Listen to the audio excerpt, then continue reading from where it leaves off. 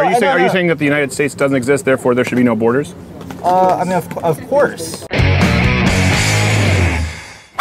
Time for the latest installment of Change My Mind. Real conversations on controversial topics, allowing people to rationalize their own positions. This one is kind of a sequel to Build the Wall. How do I report this now? We got a lot of drive-by yellings. We have a little husky. Wall would help it. As you well know, the wall itself and immigration at large is a hot topic these days. All Americans are hurt by uncontrolled illegal migration. We don't need a wall. The fact is, a wall is an immorality. It's not who we are as a nation. Build that wall. Build that wall. Build that wall. Build that wall. But what do real people think about President Trump's proposed border wall and about immigration at large? More importantly, what do they know? What do you think? We want to hear from you in the comments below. Please enjoy. Hello, how are you? Good.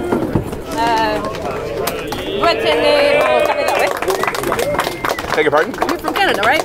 I was raised in Canada, yes. Yeah. What's your name? Liv. Liv? Liv Richard. Nice to meet you, Liv. Nice to meet you. Oh, sorry. Here, we'll make, okay. I'll try and make this brief, but I have a couple questions about your experience personally with the immigration system. Sure, but first off, let me kind of preface this, what we're doing here. You know, Yeah, I don't we're know how familiar you are with it. Well, not debating, actually. Okay. The point here, and I think this doesn't really happen on college campus a whole lot, is about rationalizing one's position. Yeah, of course. So I do support not only a wall, but comprehensive immigration, not only reform, but enforcing the laws that we currently have on the books. I think that we need secure borders, and I think that that's a strong component to national security. So what part of that do you disagree with? You're welcome to change my mind. I agree that we do need a strong national security because it is important to the American people born here, people that immigrate here legally.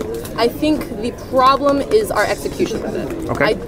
I understand, like living in Texas most of my life, I totally understand what you mean by we need a physical barrier between them and us. And that's understandable. Like, you don't know who's over there. You need to assert that America is #1, you serve your country, this is, like, we need to protect our own. But I also don't say anything about America #1, I just think that a nation needs borders. Security. Yeah, I totally we need to know who's here. With that. Do you disagree with that? No, I agree with that. Okay, good. I understand where you're coming from that. Yeah. I just think the idea that a wall will protect that is not exactly the most meaningful way of doing it.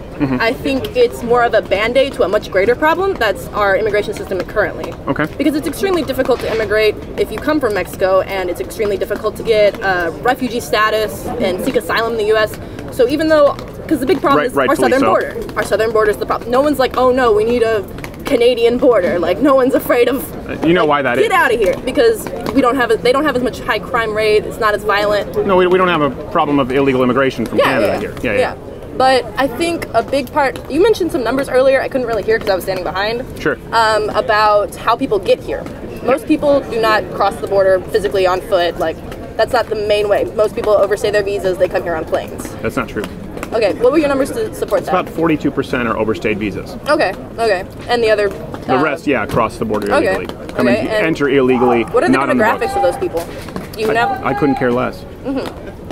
Okay. Why does that matter? I think the biggest part for that would be the refugee status, people that are seeking asylum, and that they are just so desperate that they don't have a choice. Okay. Are you aware what classifies you refugee have to be status? fearing for your life, correct? No.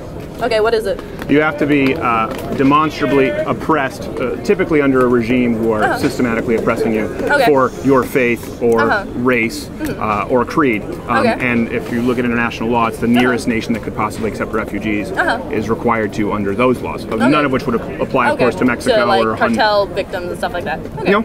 I see what you're saying. No. Yeah. No, not like cartel victims, no. Yeah, so they would not apply for visa for that. No, they wouldn't qualify as a refugee status, and certainly not a caravan coming from Honduras because they live in a bad country. So what do we currently have in place? As far as I understand, we have a fence. It is a small fence. It does not cover the entire border. Yeah, there's about 700 to 800 miles of border that are completely unprotected. And why are they unprotected? Due to inactive politicians for a long time who haven't enforced the laws that we have in the book and haven't erected the fence, wall, whatever you want to call it, as it was supposed to be.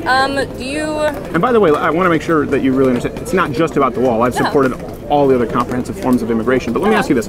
Do we both agree that we need to enforce... Stronger... No, we need to know who's here legally. Yeah. Okay. And do we both agree that we need strong borders as a Yes. country? Okay. Just execution, I think, is where we differ. Okay, execution is where we differ. Because you were saying asylum seekers and you were kind of talking about which, you know, these people Who are not... we should let in, and like, Right. I definitely agree that they should come through legally, but when push comes to pull, I can totally understand where they're coming from.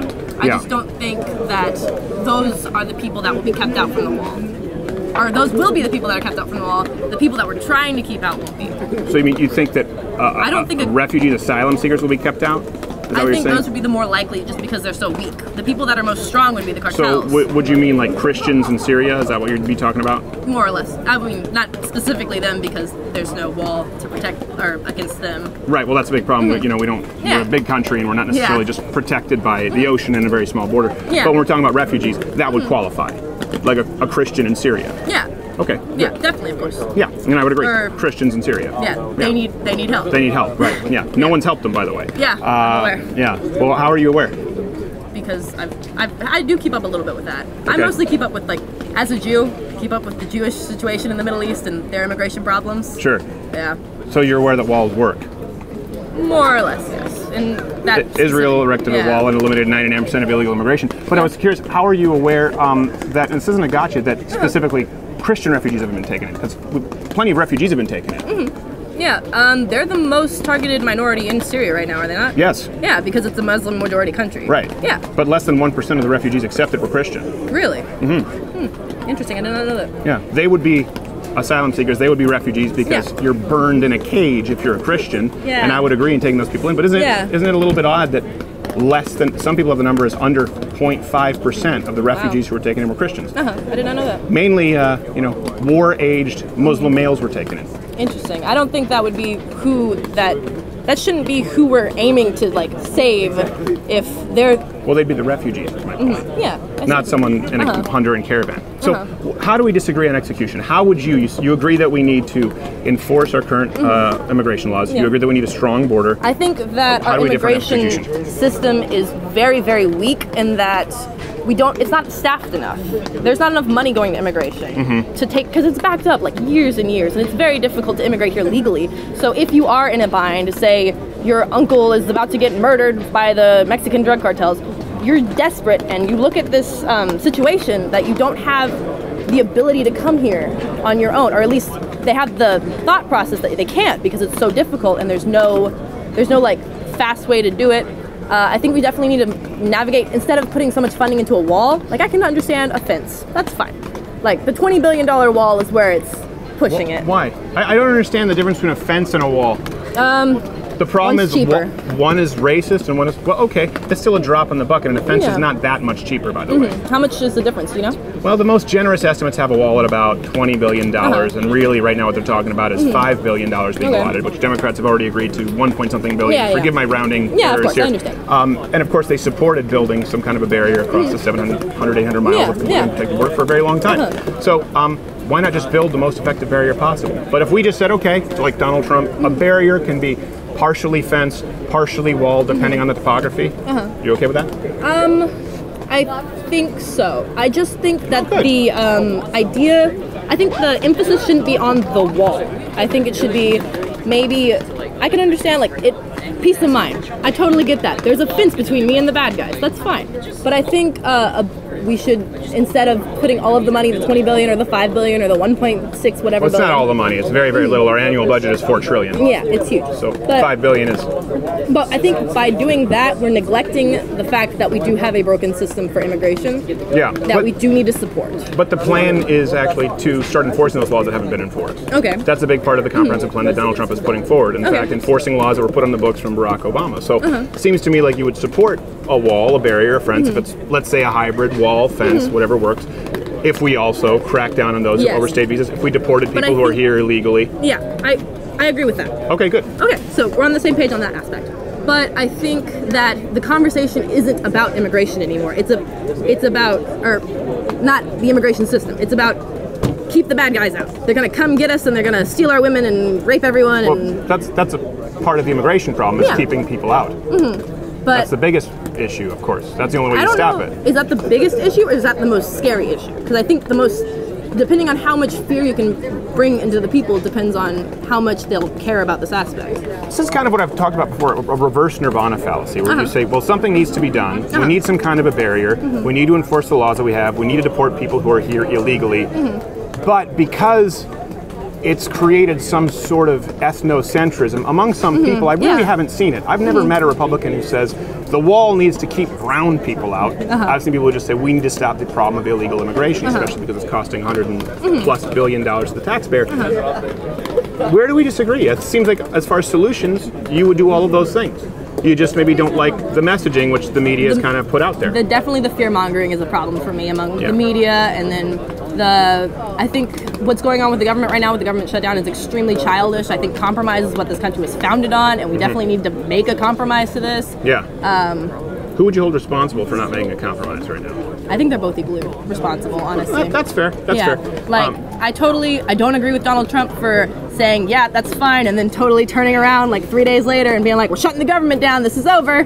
But also I see the Democrats aren't entirely in the right. They're against something that they supported when it was Barack Obama. They were for a wall and comprehensive immigration reform until it was Donald Trump. And now he's even made some compromises, right? He said, okay, we'll extend DACA 3 years right now while we solve this problem so that we can get the government rolling again. Yeah, I think that the just stubborn head-butting in the government right now is absolutely ridiculous. But if he's made some compromises and they've said no compromise at all. They are also in the wrong. Yes. Yeah, I would say, I think maybe we disagree, but I would argue they're more responsible after these concessions have been made. Yeah, I understand what you're saying. So I guess my issue is, it doesn't seem like we disagree on policy at all. No, we disagree on what needs to be done. Okay, so what do you think needs to be done? Forgive me, Yeah, you're fine. Sorry, let me just check real quick. I passed it one. So, just final thoughts if you don't mind. No problem.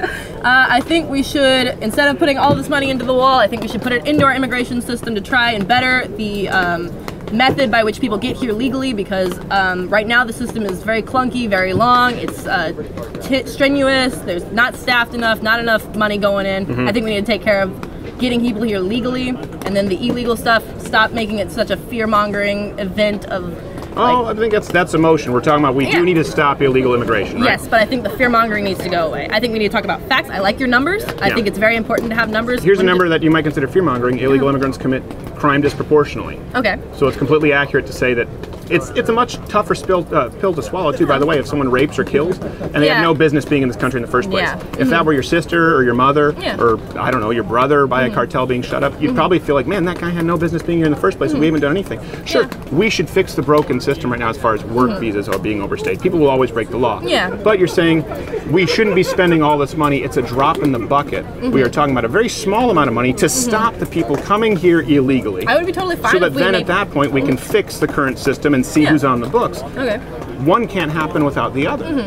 I think I would be more okay with the wall if we took the money from, say, something that's like defense. We have a ton of money going into defense. If we were to take money, put in more money allotted to immigration, then I think I would be more okay with the wall and more spending money on a wall and less of a fence. Okay. But what about taking it from the welfare programs that we have? I don't agree with that. I think welfare is important. You think it's more important than national defense? As someone who benefits from it, yes. But I am a biased opinion. That is a biased opinion. Extremely so. Do you think that welfare is a legitimate role of government compared to national defense? I can see why other people don't think it is, but I personally think it is. I think it's very important for a government to take care of its citizens. Constitutionally, it's probably can you make an argument that national defense No, I think that's a moral thing.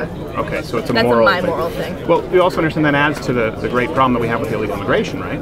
Yeah. The reason I say that is, okay, they're benefiting from the welfare. They're benefiting from the welfare state in a way that hurts American taxpayers. Both American taxpayers who are using welfare and not using welfare, by the way.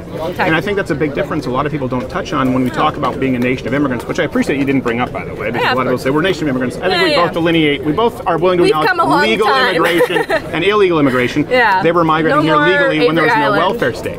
But right now you have people who can enter here completely illegally and they're enticed to do so because of a welfare state. Okay. So I think if you're going to take money from anything, not take it from a completely legitimate role of government, which is national defense. You could argue that a border is actually a significant part of national defense, as it were. I think that would be a good take it from the welfare state that is enticing them, that is attracting them to begin with, and put that into the wall. But you're also hurting that legal Americans that have been here and benefit from it and need it just to get by, stuff like that. Well, they're being hurt more by people coming here illegally, being a burden on the taxpayers. But if we were to take it from the defense, then like you said, it is a national defense thing. So instead of putting it directly into the army, take it and put it in immigration and border security. Okay. So you're fiscal conservative. No. Well, then, what does it matter if we're talking about $5 billion for a wall? You're saying, well, we have to. It sounds to me like you just want to take money from national defense. No. But I think. Then who cares if we spend $5 billion on a wall? If you're not a fiscal conservative, we spend. That's a drop in the bucket compared to the welfare program. Okay, then maybe I am a fiscal conservative. Okay, fiscal conservative who's pro-welfare. Yes. Okay, so some of those things are a little tough to juxtapose. Yeah. I think we found some common ground here. I think we did. This has been a great discussion. You came in. You seemed like you were a little bit hot-headed, like you thought this was going to be a little more hostile. Okay. All right.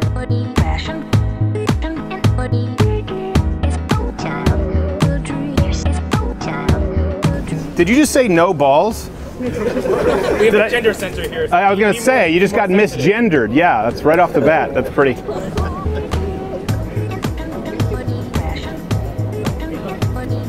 By the way, no offense if you don't actually have balls. Do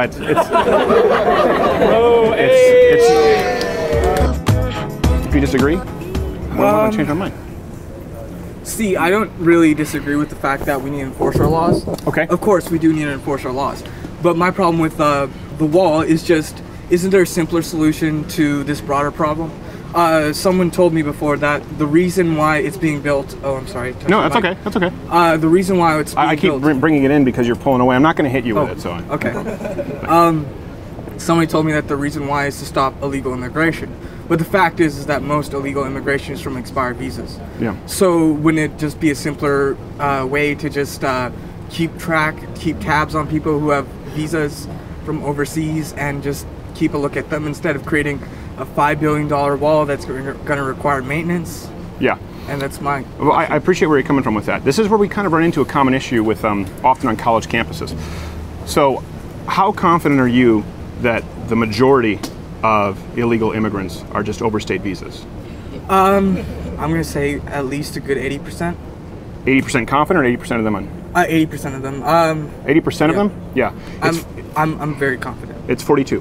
42. It's 42%, which means less than half. Okay. Which means the majority of the illegal immigrants are crossing through the border unfettered. But how about this? What about doing both? Okay, I'd be down for both, but my problem with the wall is it's too expensive. Wouldn't it just be easier to create more checkpoints, something like that? So how would you create checkpoints?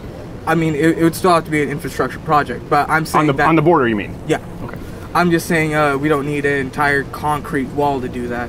With a concrete wall, you don't have nothing's gonna stop somebody from chiseling away at the wall. But someone sitting at a desk, watching the border, they're probably gonna be able to see. Yeah. Well, that's all a part of the immigration plan that President Trump is proposing, and it's certainly something I think we find common ground there, that we both think we need more than just a wall, or just a fence, whatever we want to call it. We're not necessarily talking about a concrete wall along the whole border. I agree with you. I would actually disagree with one point. You said it'd be about $5 billion.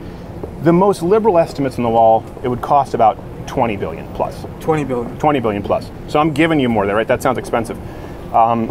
And I would say that, obviously I'm a fiscal conservative. I don't want to waste taxpayer dollars. I assume that you're probably lining up on the same side of the coin there. But how much do you think illegal immigrants cost the American taxpayers every year? You're going to have to be more concise on that. Just saying how much do illegal immigrants cost, that's encompassing a lot of things. You're going to have to say... Using social services, abusing the healthcare system, public education, using services that they're not necessarily paying for because they don't pay taxes. How much do you think they burden the American you and me, the American taxpayer each year? I don't think I'd be able to give a informed decision on that. And that's not a trick question. The whole purpose of this, I hope you feel it's been respectful, is not to do gotcha, but I think a lot of people aren't really informed on this issue. Illegal immigrants cost, on average, the American taxpayer $116 billion a year. So even if you were to take the most liberal estimates, you said 5, I said, well, let's even go with $20 billion to build a wall. If you look at the investment reward ratio there, $116 billion to the taxpayer each year, $20 billion is kind of a drop in the bucket. But as you said, 42% are on expired visas, right? 42% are on expired visas. So yeah, we're getting close to 60% are coming through. The wall would help with that. And then, of course, cracking down on visas that have been overstayed. And Donald Trump has talked about that and definitely wants to heighten security and enforce the laws that we have in the book. So a lot of laws that we have haven't really been enforced as it relates to visas. So why don't we do both? Both a wall? Both a wall. Are we still talking a physical wall? Yeah.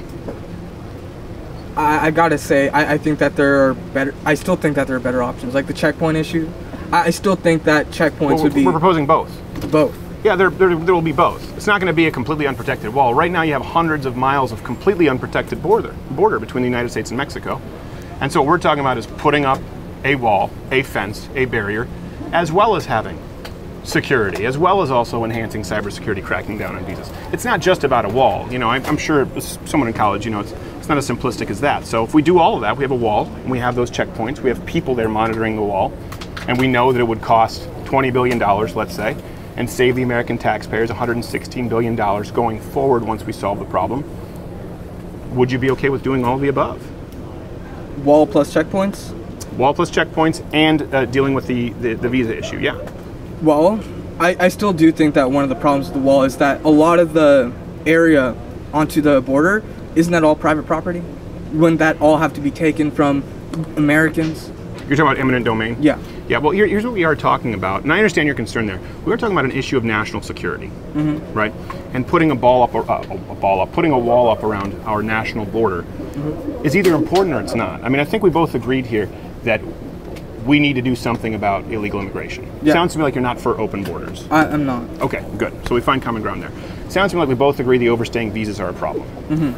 So it sounds to me like we also both agree we need to stop the influx of illegal immigrants right now. Yeah. So if you say, well, wouldn't a wall be on private property? Well, wouldn't we need checkpoints? Let me ask you this. This is kind of where I think we find ourselves at a crossroads. It's a bit of a reverse nirvana fallacy, where it's, well, it wouldn't really work entirely. So let me ask you this. What do you think we should do if not a wall with heightened border security? How do we solve the problem?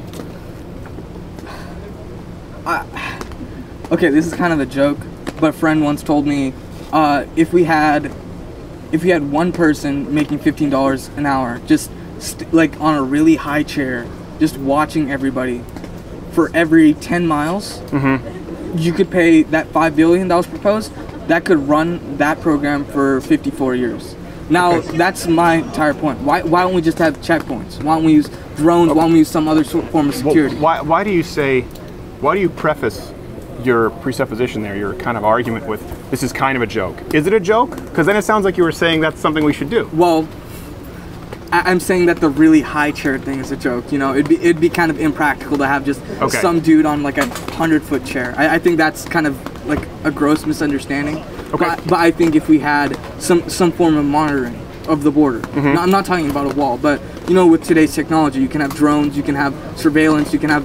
Sure. Oh, it's really raining hard. I know. I appreciate you guys sticking it out. I know it's raining. Yeah. Sorry we didn't bring umbrellas for all. You can have these sorts of. There are ways to do the wall. There are ways to monitor the border. There are ways to. Okay, so let's go with kind of your I guess solution there. Let's ignore the high chair, but you said having even just someone being paid $15 an hour at the border. Yeah. Right, monitoring it. Okay. Are you privy to what goes on with the Mexican drug cartels? Pretty brutal people, right? I'm aware. And criminals who cross over the border illegally. Yeah. Not the friendliest bunch. First off, where are you going to find someone to stop those people for $15 an hour? Okay. And how do you equip them to stop those people? Well, I'm a believer in the legal system. I just think that just having somebody monitoring them, having the evidence. As they walk in? Yeah. So you would rather just have someone at $15 an hour watch them walk in illegally and then deal with that problem afterward? We'll deal with that problem quickly. Let the local police departments deal with it. Okay, so now we're burdening the cost to local police departments. Yes. Okay. As opposed to a federal issue, now we're going to local police departments, but we run into the issue like we see now of sanctuary cities. Where you have cities, you know, in the United States, I'm sure you're familiar with them, you can't deport not only illegal immigrants, but illegal immigrants who have committed subsequent crimes beyond coming to the country illegally. Why should we let these people in? Why don't we stop them before they come in? You do realize, again, that's going to add to the tax burden like we're talking about. It doesn't seem very realistic. Well, as I said before, We're just gathering evidence. That's all I'm saying. Gather evidence. I'm not saying that. I did say originally that the police department should detain these people, but I'm not saying that the local city should perhaps charge them. Maybe we should get the federal government to charge them. After they've come into the country illegally? Yes. That's a much lengthier and costlier process than stopping them from coming in here. Not to mention the fact that they don't have the right to be here in the first place. What's the estimate for the current amount of illegal immigrants in the U.S.? It's really hard to measure because, again, they're off the books. They're not here legally. Do you have an estimate? It's in the millions. Yeah, it's well into the millions, yeah. You can find some sites that say it's only 5 million. You can find some sites that say it's up to 20 million. So it's hard to measure. How much does it cost for a federal court to have a federal court look at the issue? Well, it depends. If you're talking about where it goes up to a Supreme Court, something like the Ninth Circuit Court, the final Supreme Court, it's actually more expensive, for example, to put someone to death today than it is just to take care of them for the rest of their lives in prison. But I think we're getting so far off the beaten path here, that's not our job. And we shouldn't set up a system that allows for people to commit a crime and then retroactively administer justice. And here's something else I think that you're not thinking of here. You know the issue that we talk about, like DACA, anchor babies, dreamers? The issue there is the parents have committed a crime. They brought their children here illegally, or they came here illegally and got pregnant, or they were pregnant when they migrated here illegally. And after that, because they've committed a crime, if we have to deport them as criminals, they are separated from their children. They committed the crime, right? These incidents wouldn't occur if we secured the border in the first place. So you're actually talking about adding to these incidents. I don't think that's very compassionate because you'd be separating families at that point. You'd be putting them in different prisons. It seems to me that we both agree there needs to be some kind of an immigration plan, which I appreciate. A lot of people, I'm sure, will sit down and talk about open borders and how a wall is mean or racist, and you didn't do that. I actually think that simply having a barrier, cracking down on visas, making sure that we know who is in this country, and of course deporting people who are here illegally, who are committing crimes at the very least, is a more feasible program. And I hope that maybe we found some common ground there, and maybe we agree on some of that. Perhaps. Thank you very much, man. I appreciate it. You too. Go make fun of your ballless friend. Really quickly, if you enjoy these authentic, unedited types of conversations, do think of supporting the program at louderwithcrowder.com/mugclub. You get access to The Daily Show, as well as a catalog of other shows, along with this hand-etched, girthy mug. And, of course, you support the program, as it's the only way to make it sustainable, because tech overlords don't like us. Here we go. You're more than welcome to change my mind. It's not necessarily that I disagree, I guess, with the concept of border security. I just think the wall is a wasteful symbol. And that our taxes pay for. So I would believe in using 21st century technology to enforce a border, like what Republican Will Hurd suggested, using drones, using some of the seismic technology that Israel has to detect tunnels, which would prevent a lot of the, I guess, more dangerous criminals that are trying to cross the border, drugs, guns, human smuggling. And I believe that'd be more of a, I guess, permanent solution rather than a temporary one that'd be symbolic. And I agree. I'm glad that you agree with more of a comprehensive reform of immigration rather than just a border, because we do have a lot of visa overstay, people coming through the waters of the Gulf of Mexico to the southern states down there in Florida. So I mean, I don't necessarily disagree with you. I just think it's a very temporary. It's a very temporary American type of solution where we don't go for the long term immediately. We're always going for the temporary solution. You think America doesn't go for the long-term solution? Not with all our decisions. No. Not with all our decisions, but I'd say, the country that went from being oppressed one century, going to a new land only to become the world's greatest superpower and only superpower the next, that's kind of long ball. It is pretty long ball, but it wasn't. I come from Canada. We just kissed the ring of the royalty, so true. Yeah, part of the Commonwealth. Yes, we have her on our coins. It's very silly, but I do appreciate that we both find common ground here. You do agree that we need comprehensive immigration reform. I hate to say reform because the truth is we haven't enforced a lot of the laws that are already on our books, as you mentioned with the visa overstays, especially under Barack Obama. These were grossly violated, and I think that needs to be solved as well. I did ask your colleague here. It was Mr. Barba. Yes. And he was surprised. Are you aware of kind of how many illegal immigrants are actually just here on overstaying their visas versus crossing the border illegally? No, sir, I don't. Would you do you have a general guess? A lot of people think it's most are visa overstays. I mean, it's hard to exactly tell because I'm not sure even the government themselves actually know the number. I bet it'd be better for the state governments to have more data on that rather than the federal. So it's kind of hard to tell which. It's a good point. With illegal immigration, it's hard to get accurate statistics. Visa overstays a little bit less so because you can see people who've applied for visas and people who haven't left or haven't necessarily been deported properly. It's around 40%. So you still have the majority of illegal immigration is occurring at the southern border. And the vast majority of illegal immigrants are coming from places like Mexico, Honduras, El Salvador. Of course, we just saw Mexico recently got really upset, saying, "Get these Hondurans out of here." Let me ask you this: why not do all of the above? Again, because I believe it's a temporary solution. Like first, we need to go. Well, right now there's no solution, though, right? Right. Yeah. There's nothing right now. We don't know where we're shut down. Right. We need like a permanent solution. So we build a wall, right? We build a wall. We have immigration reform. We build walls all around, even our porous Canadian border where you're from. You can just cross. The pictures It's are crazy. actually more well guarded than the southern border. A lot of people don't realize that's because the Canadian police also do their job. But yeah, true. But I think we have to get to the root of why are they coming here. We can build let's say the first wall doesn't work. We can build one 10 times higher, right? Put guns there, but people are still going to be coming. So we need to go to the root of the problem of why they're coming. We destabilize their governments, and we don't like the government, the political lean. Okay. So we overthrow them, and then these people have no government, and then these criminals that use the porous border to take guns from Texas and send them south. So that's another problem. And so then these people are still going to be coming, and then they're going to destabilize Mexico, unless we're going to build more walls, a huge wall into Mexico, and then just keep going down.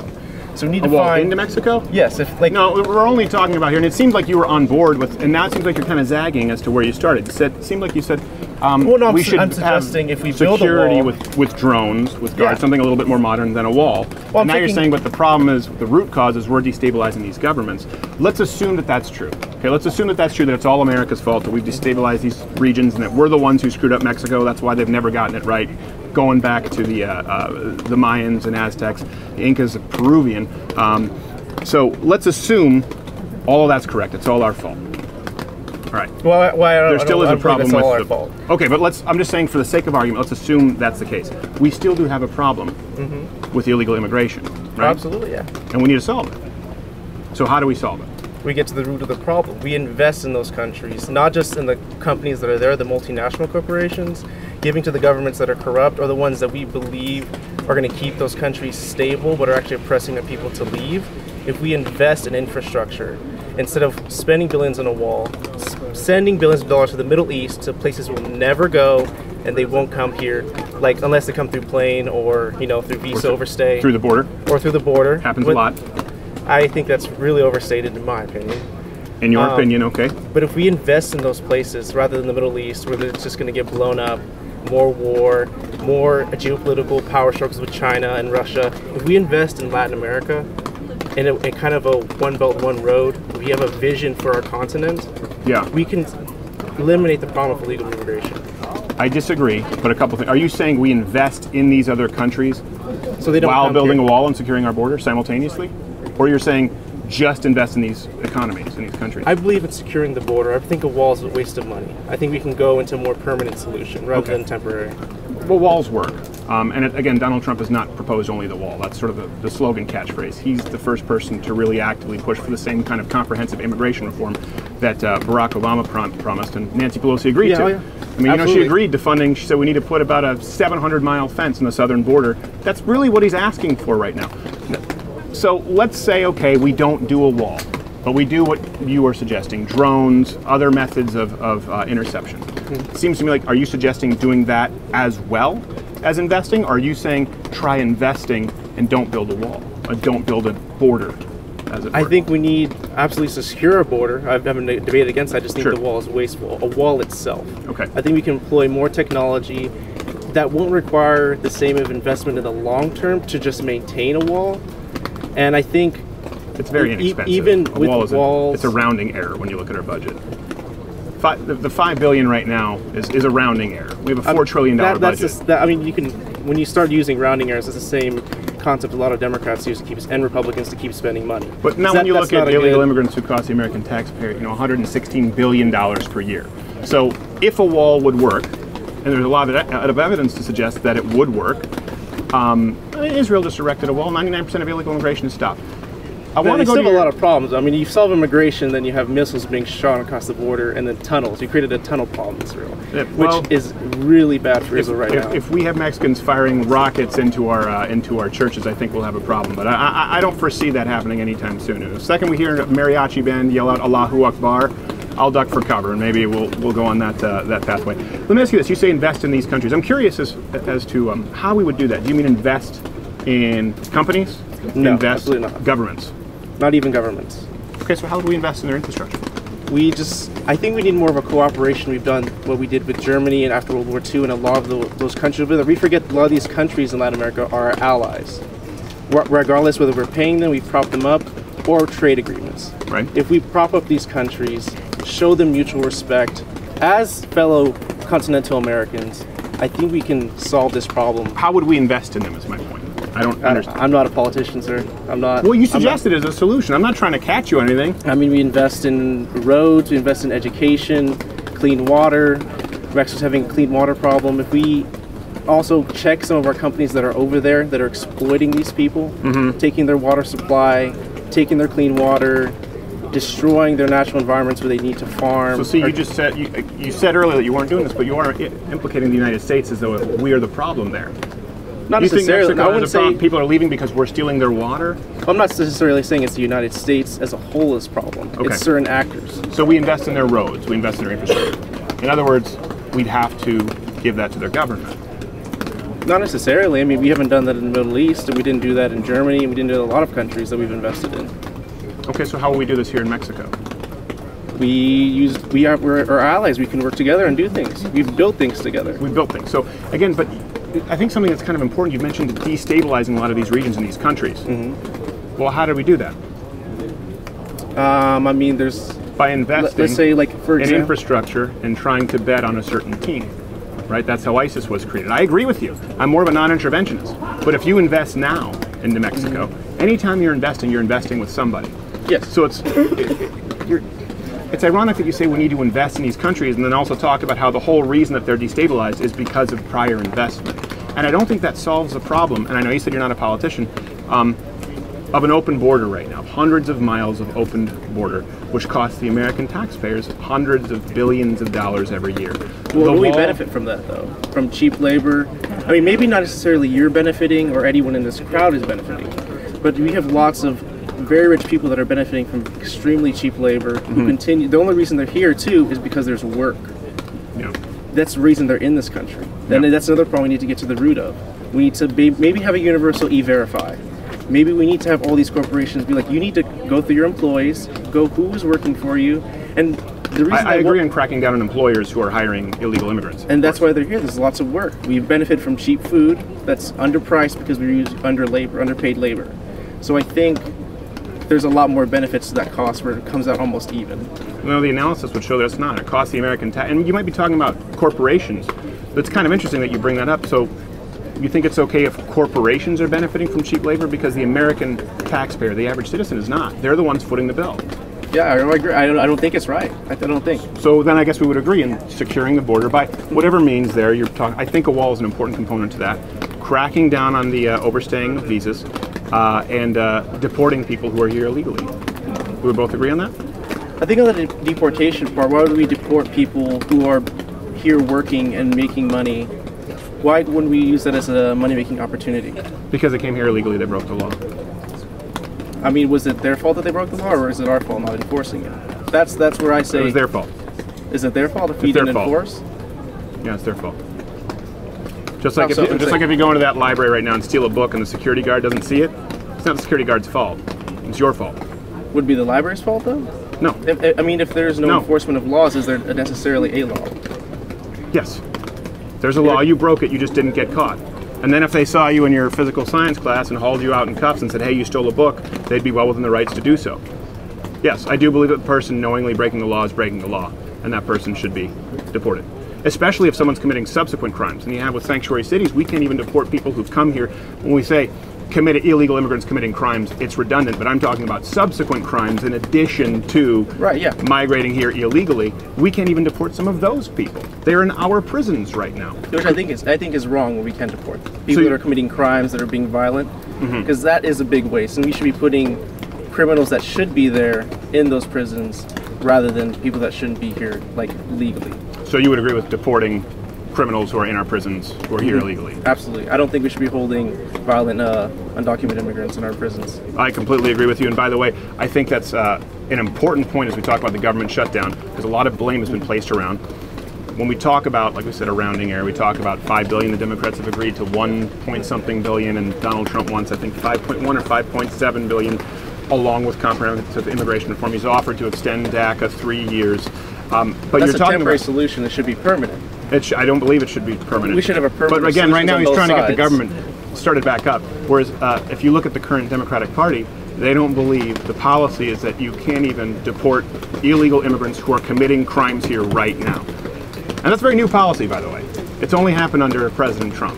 When you look at how they interacted with President Obama, and even going back to Clinton, it was a very, very common solution to create a wall, and of course to deport people who are here illegally committing crimes. For some reason now there's no compromise on that. And I think maybe you and I, if we were sitting down, could have a little bit more of a productive solution to hopefully stopping the government shutdown than the current Democratic Party with Donald Trump. But I think we line up on more than we disagree.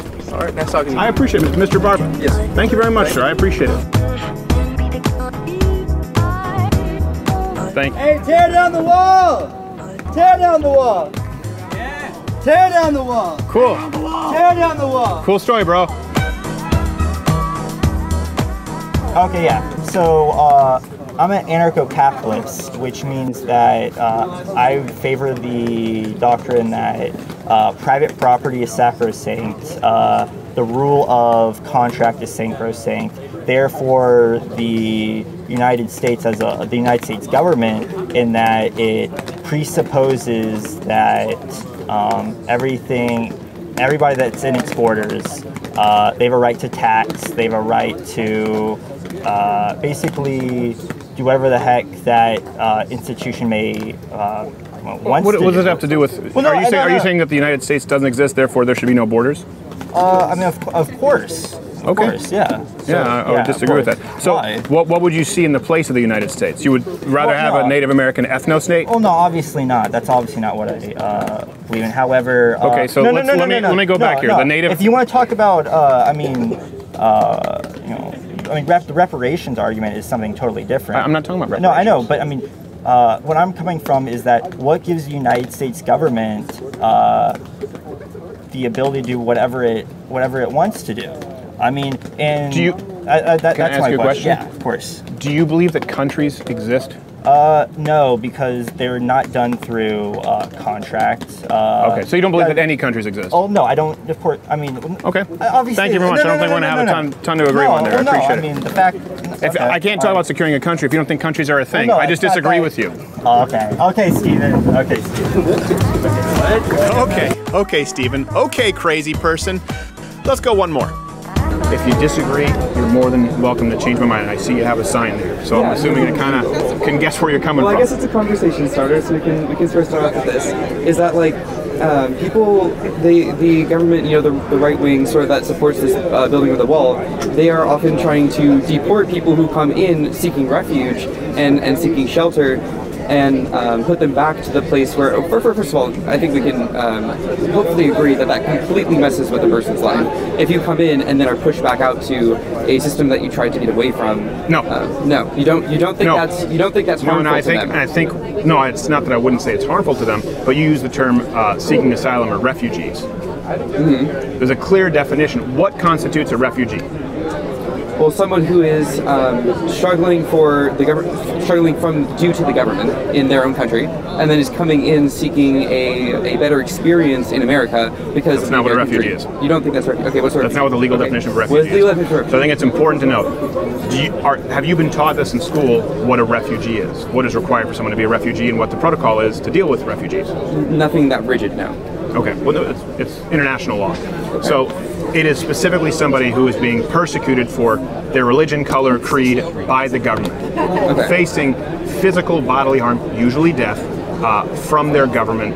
And so it is the duty of the nearest country possible to take those people in. So, for example, Christians from Syria would be refugees. If they're burned alive by ISIS in cages, those would be refugees. People who think that America is better than their country would not be refugees. So just because they don't qualify for this legal definition, international law definition of refugee, you don't think that they should be granted shelter or just be allowed to be here because they're seeking a better life? Is that what I'm understanding? Correct. Okay. I don't think that it's a fundamental birthright to be an American citizen, unless you were born in the United States or immigrated here legally, took a naturalization oath. Okay, and what's wrong with that? What's wrong with coming here and you know, even if you came here legally, do you believe in the idea that people who are, again, seeking a better life, people who are, you know, very much struggling, perhaps dying or would die in Mexico, would come up here? And so you're saying that's like that it's not just that it's not a right, but is that what is the harm in them coming here? You know, I've heard a lot of rhetoric about the economy, but like I guess I just don't understand the idea of, well, they are people just like any American-born citizen is, so why can't they fuel the economy? Why can't they drive jobs? A couple of things. They are not people just like any American-born citizen in that they are not citizens of this country, just like I'm not a citizen of Mexico. In Mexico, there are certain rights that are not afforded to me as a non-Mexican citizen. In fact, even the right to own waterfront property is an issue. They have much more strict immigration laws in Mexico. I don't agree with that either. But as to your first question, now, first off, it doesn't address the fact that it's not a human right to be a citizen of any country that you want to be a citizen of. And where's the harm? Well, let me list a couple of things. Legal immigrants, people who've been waiting, trying to get into this country legally, people who've played by the rules, people who've obeyed the law, they get hurt because we have an overburdened immigration system. The economy, $116 billion footed to the taxpayers each year, and a disproportionate amount of crime committed by illegal immigrants who had no business being here in the first place. Those would be three reasons. Okay, so I'm kind of wanting to talk in particular about reasons 1 and 3. Okay. So reason 3 kind of jumped out to me. It's certainly my opinion that if they're criminals, then they should be persecuted. You know, put into the justice system, whatever. Like I am not saying deported. Sure, because they came here seeking a better life and then just ruin that by being criminals. I understand that I'm not. Some of them aren't seeking a better life, but I'm not supporting criminals. Of course not. I'm supporting people who are honestly struggling in their own country and trying to come here. But I didn't say that you were supporting criminals. You said, what is the harm in just allowing anyone to come here legally or illegally? And I gave you 3 reasons. I didn't say they are all criminals, and I don't believe that you support criminals. Listen, I don't think you're a monster. I hope you don't think I'm a monster. But I am saying there's a disproportionate amount of crime committed by illegal immigrants. Okay? It harms legal immigrants because it overburdens our system. And, of course, it is a harm to the American taxpayer to the tune of, depending who you ask, over $100 billion a year. Those are 3 reasons. I want to stay with that. I'm not saying that you support criminals. I would not do that. Now, another thing, you're saying it hurts legal immigrants who are trying to come here legally, which, by the way, I hope we can agree is difficult. But I don't see how undocumented immigrants who are not in the system, they're not on the books, coming in here hurts people who are legally coming here, because if they're undocumented, they're not being put into a queue. It's not like, oh, we're full now. I don't understand how you just described exactly what it is. There's a limited capacity. How are they being counted? There's a limited capacity as to how many people we can have in a country, especially when you have people who, takes us to number 2, right, are a net burden on the American taxpayer. It costs a lot of money to have a legal immigration system, right? It costs a lot of money to be able to monitor, to be able to approve visas to get people to this country legally. And when you have $116 billion being drained from the American taxpayer, and potentially that could go to other services or other legitimate roles of government because of illegal immigration, it harms everybody. That seems like a self-fulfilling prophecy there. You're talking about how there's a huge burden on taxpayers because of the immigration system and the visas and everything. No, because of illegal immigrants. Only because of illegal immigrants. Because of illegal immigrants. Because of illegal immigrants exclusively, $116 billion a year. Yes. And where is that figure coming from? What is are they? Where's the cost? I guess I don't understand. If somebody's coming here trying to work a job, trying to live life, where's the cost to the government from that? Welfare? Yep. That's one of them, yeah. Welfare, not paying taxes, using the social services, the safety net, the welfare state that we have right now without paying into it, and of course things like using emergency rooms and they can't bill you because you don't have a social security number. So it's $116 billion. Let's assume I'm off by $20 billion. But you asked for 3 reasons. Are those 3 reasons reason enough to say, okay, maybe we have a problem with illegal immigration? Well, not in my opinion. Okay, all right. Of course. I mean, in your opinion, sure. But let me ask you this. Do you believe that the United States needs to have a border? we're talking about like a wall or a fence or a gate or something, right? I mean, we're not talking about a literal the ability country border. to prevent people from coming in unless we invite them in. I do not think that there should be a border in that sense. You don't? I do not. Okay, so you don't believe in countries? Like I said, I believe in the line. If you were to draw a line between America and Mexico, that's fine. That's on a map. But I'm saying if there's nothing but just a field of grass there, I think that's fine. So someone should just, because it's unprotected and there's no wall, someone should just be able to walk across it. But what's the idea of protecting a plot of land that is, I mean, okay, like... Every country since the beginning of time has had borders and has had a monitoring system to make sure that people who are in the confines of their country are there legally. Are you sure? I'm fairly sure there are some ones in Europe that have very open borders. Well, we're talking about the European Union. Native Americans didn't really believe in the concept of personal property, but the United States isn't one of those nations. We are a nation with a system of laws. We do have a system for legal immigration, and you are to abide by that current system. So let me ask you this. You're against the wall. I see you have a sign here that says yes, no human is illegal. Yes. So I don't really know that we're going to find a whole lot of common ground because I do believe in borders. And I do believe that people should come here legally.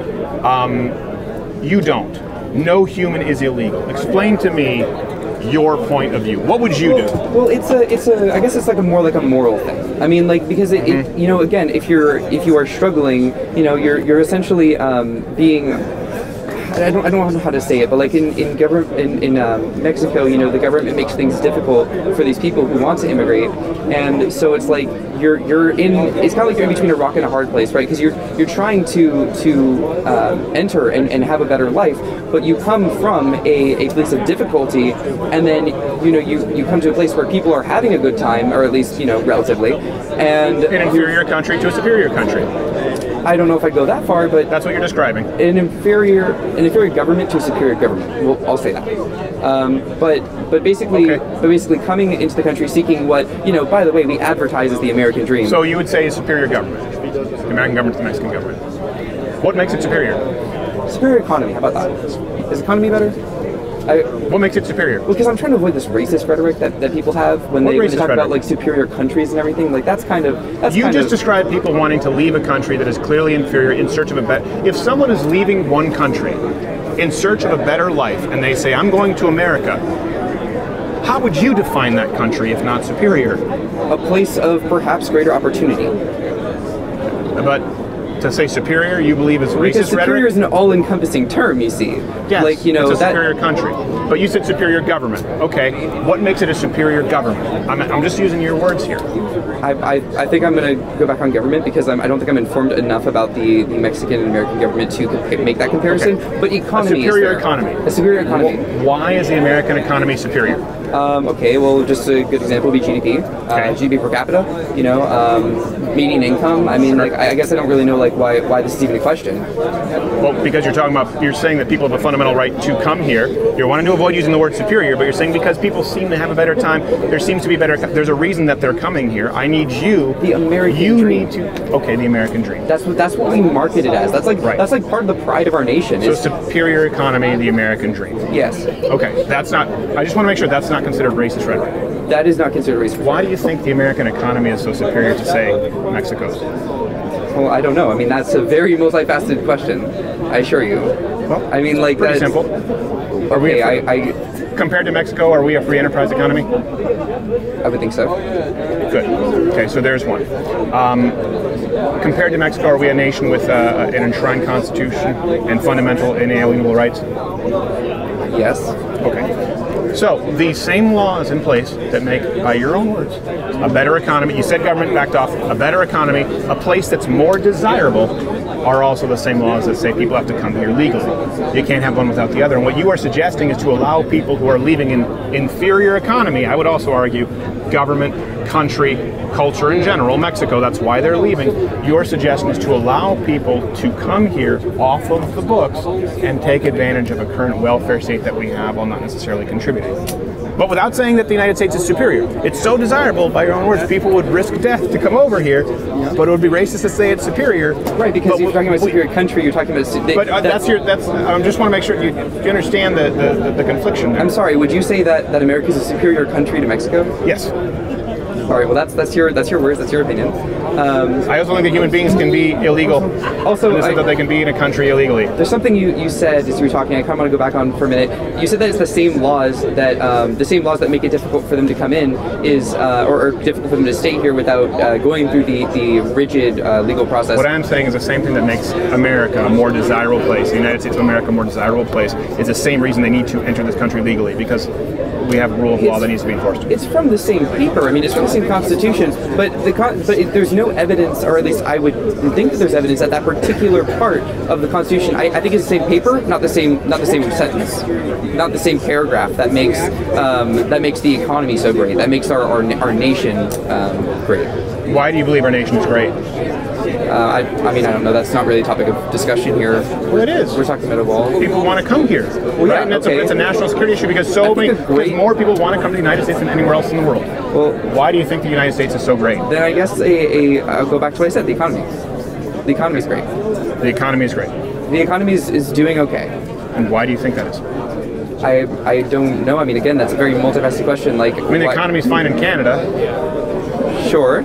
So then Canada doesn't border Mexico. So people who come from Mexico, I'm sure they would just as. But do you think it's just the economy? If they could teleport to Canada, what do you mean? Do you think it's just the economy? I don't know what you're going for here. My point is, you've talked about the great lengths that people will go to get to this country, and I agree with you. But you said you don't want to use the superior rhetoric because for some reason that's racially charged. And by the way, that'll help. Well, I mean, okay. We're doing a lot of ring around the rosy here, and I like to laser in on a point where you're saying superior in every way, but you don't want to use the word superior. How is it racially charged to say that America? Because there are aspects of America that are superior to aspects of other countries, but to say a country is superior is evoking rhetoric such as Germany, World War II, right? Talking about how is it not? Because they were saying a race is superior. We are saying a country is superior. It was a set of ideals, a set of laws is superior. By the way, a lot of different races here in the United States, they would all be included in the superior. I don't think it's an apt comparison. Why is it racially charged rhetoric to say that America is a superior country? Well, I mean, I'm not sure it particularly matters that there are so many different races here when you have America still being predominantly white. So I mean, it's still a predominantly white nation, and I mean. To certainly much more diverse than most other countries. Fair. Yeah. And I am all for diversity. I'm wearing a shirt that says diversity. Okay. I'm all about diversity in countries, and I think that's a good thing. But we are still predominantly white, and we still have disproportionate white representation in government, and et cetera, et cetera. Is that why you want more illegal immigration? Because you'd like to see us less white? No, because I was coming back to the point that I was originally making is they're struggling, they're trying to escape that and come here and live the American dream that we market, and then they're just told you need to get the heck back to Mexico. Yeah. I mean, what is that life? What is that existence? Mexico? No, what is the life of a person who is again perhaps on the verge of death, but we could just say verge of extreme poverty for reasonable. Yeah, it is terrible. Doesn't mean that we don't need to have laws. Do you think that a wall or a border, it sounds like you said that saying America's a superior country is racially charged. It is. Do you think that is that why you're against this idea of a wall and a border? Do you believe that that's a racially charged issue? I've heard a lot of people. No, it's more out of sympathy for the people who are trying to come here. I think that they are so often vilified and demonized that people don't they don't have that compassion. So let's talk about only what you and I are talking about here. Okay. I haven't vilified or demonized anyone. I have compassion for these people. Well, you're saying put them back in Mexico, which is a tortured existence. That's not vilifying or demonizing them. I can be compassionate and say we still are a country with laws that you have to follow. So do you consider that vilifying or demonizing? And leave them to struggle when we have the resources to support them. We don't. Let me ask you this. What building is that over there? That is a library. Okay, that's a library. Yes. Do you know what their hours are actually? They're 24 hours actually. Really? They are 24 hours? But I think past 11 you have to have a student card to get in. Okay. Yeah. So you have to prove that you're a student? Yes. What happens if you're not a student, you don't have a card after 11? And then you don't enter? I'm not sure what your point is here precisely, but is that racially charged? That is not racially discriminatory. This is such a straw man. Hold on. No, it's not. This is a library versus a country. Why do they have the? Yes. No, it's very comparable. Why does a library have the right to tell people? Scale matters, sir. Yeah. Scale does matter. So this is a university, right, where they can say, you have to be a student to use these services to be here after these hours. Yeah. You don't think that's appropriate for a country to do? Well, no, because okay. Well, first of all, people chose to come here. That there's a big element of choice. People don't choose to be born into Mexico or born into America. I mean, it's kind of interesting, like how people think that they fundamentally deserve these things, but that's a tangent. So, but it's basically like people pay tuition to come here, and therefore they sort of have that. And again, they choose to come here, and so that's the difference. Kind of like paying taxes. Right, but you are not. But still, nobody chooses to be born in Mexico or live their lives. Living a life is different than having a college experience. Sure, it's different than a college experience. I'm simply using the idea of a barrier there to paint a picture. Again, well, unless you're contributing here in school, and that's what I'm talking about, contributing tax-paying American citizens. By the way, legal immigrants I'm including here. We asked again, we're going back to 3 answers. What harm does it cause? That's the harm it causes to legal immigrants. Just like if someone came here and rented out all the books and they weren't a student, I don't see what's wrong with having a key card to prove that you are a contributing member of this country. But I also don't think there's anything wrong with saying that the United States is superior to Mexico. So I don't really know that. I think there's cognitive dissonance there if you're saying, I can't say that we're superior to Mexico, but no human is illegal because so many people are willing to die to come over here. I think we need to be honest about where we're lining up. The United States is a better country. That's why people want to come here. I'm compassionate because I'm honest about that, but you still need to sign the guest book on the way in. And if we don't agree that there need to be borders, I don't think we're going to find much common ground. I like how you phrase it as just sign the guest book on the way in. Like it's that simple, right? Like you can just go through the process of becoming a citizen legally. Which is again difficult and could still it is. People, I think it's worth it. You know, do you agree with perhaps easing up on that a little bit, making it easier for people to come in legally? Okay. I don't. And then another point, I know this is kind of jumping a little bit, but well, we do have to get going here. But our permits run out. But go ahead. All right. Illegal immigrants, you're saying they don't contribute anything? Is that what you're saying, that they just come here and all they do is just they collect money from welfare? I'm not saying all illegal immigrants, but illegal immigrants as a whole are a net burden on the American taxpayer, absolutely. And do you think that there's something maybe we could do to help change that instead of instead of deporting them or securing the border? No, I think that's the solution. You think that's the solution? I think we try that first and then see what else we got. Yeah. And plug the hole, just like if you had a sinking ship. Plug the hole, plug the gaps in the fence. Unfortunately, make sure that we have border security, and I think deport people who are here illegally. Yeah, that's what I believe. Unfortunately, I think we're not going to find common ground because I'm coming from a place of compassion, and I'm talking about sort of coming from. And again, I was going to come back to saying like, if we have compassion for these people, I do have compassion for these people. But do you?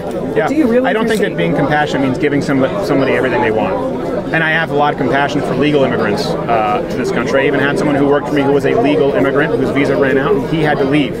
And I have compassion because that guy was a hard worker.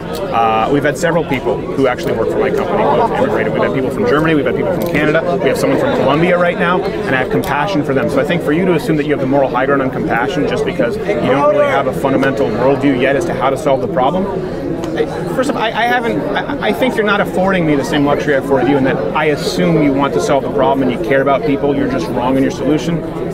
To say that you're coming from a place of compassion, assuming that I'm not, I don't think that's the best way to have a conversation, but I understand why you would think that. But, and that is what I think, and that's okay.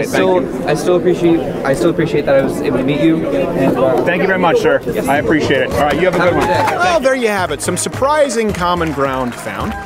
Some yelling, that countries aren't a thing, but it was mostly productive. We hope you enjoyed this installment. Please support it loudwithcredit.com/mugclub, and we will see you next time. Well, I won't see you, but you'll watch me here.